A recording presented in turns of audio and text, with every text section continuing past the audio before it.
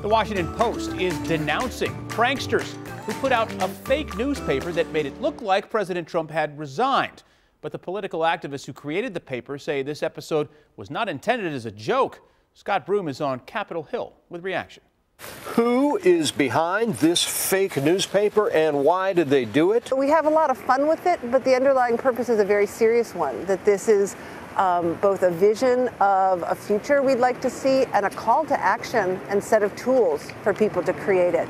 That's author and professional protest organizer L.A. Kauffman explaining today that she and the prankster collaborators who printed 25,000 copies of this fake Washington Post are trying to spark protest. This is a textbook, right? To weaken Trump, target his enablers. So this is really directed towards those Americans who've been marching and protesting and want to see change. This is a vision of what that change could look like and some tools to make it happen.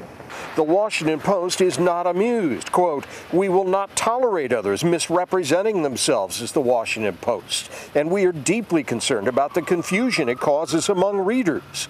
Well, it looks legit. I got caught off guard. For a second. Yeah. Here's the way some readers reacted today. I saw something, I think I was on Facebook, and saw kind of some family members kind of having a freak out about it.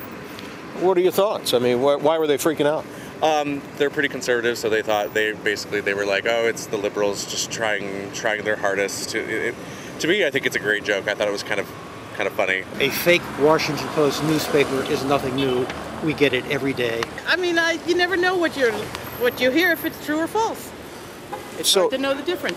Could you see how people could be confused by that? Definitely. People who might be opposed to your point of view share it around as, see, the Washington Post really is fake.